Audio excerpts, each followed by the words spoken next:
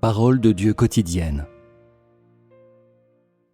Tous ceux qui ont décidé de servir Dieu le peuvent, mais seuls ceux qui prêtent toute leur attention à la volonté de Dieu et comprennent la volonté de Dieu doivent être qualifiés et habilités à servir Dieu.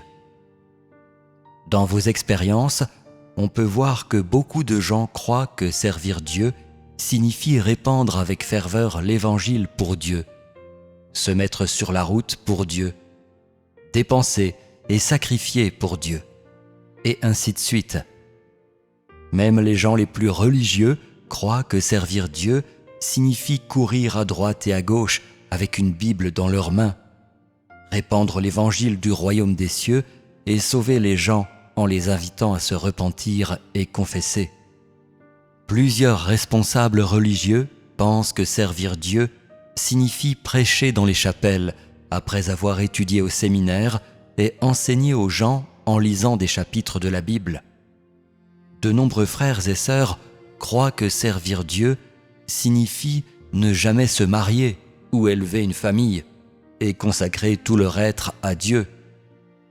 Il y a aussi des gens dans des régions défavorisées qui croient que servir Dieu signifie guérir les gens et chasser les démons, ou prier pour les frères et sœurs, ou les servir.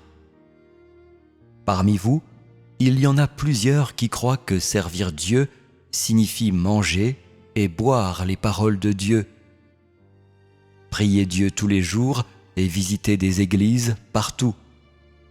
Donc, il y a des gens qui disent que vivre la vie de l'Église est servir Dieu. Pourtant, peu de gens savent ce que signifie réellement servir Dieu. Bien qu'il y ait autant de gens qui servent Dieu qu'il y a d'étoiles dans le ciel, le nombre de ceux qui peuvent servir directement et qui sont en mesure de servir la volonté de Dieu est dérisoire, médiocrement petit. Pourquoi est-ce que je dis cela ? Je dis cela parce que vous ne comprenez pas l'essence de l'expression « service à Dieu ». Et vous comprenez si peu la façon de servir la volonté de Dieu. Aujourd'hui, nous communiquons principalement sur la façon de servir conformément à la volonté de Dieu, la façon de servir afin de satisfaire la volonté de Dieu. Si vous voulez servir la volonté de Dieu, vous devez d'abord comprendre quel genre de gens sont aimés par Dieu, quel genre de gens sont abhorrés par Dieu, quel genre de gens sont rendus parfaits par Dieu, et quel genre de gens sont qualifiés pour servir Dieu. Cela est le moindre de ce qui devrait faire partie de votre équipement. De plus, vous devez connaître les objectifs de l'œuvre de Dieu et le travail que Dieu fera ici et maintenant.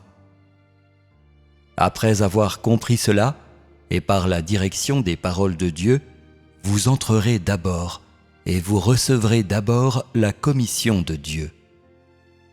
Lorsque vous expérimenterez sur la base des paroles de Dieu et quand vous connaîtrez vraiment l'œuvre de Dieu, vous serez qualifié pour servir Dieu.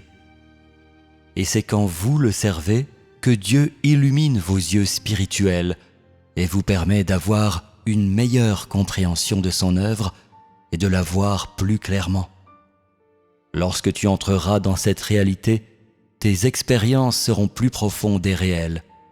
Et tous ceux qui ont eu de telles expériences pourront aller d'église en église et aider leurs frères et sœurs, chaque côté puisant dans les points forts de l'autre pour combler ses propres insuffisances, acquérant une connaissance plus riche dans leur esprit.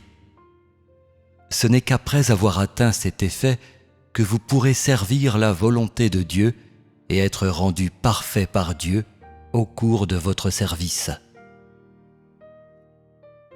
Ceux qui servent Dieu devraient être les intimes de Dieu.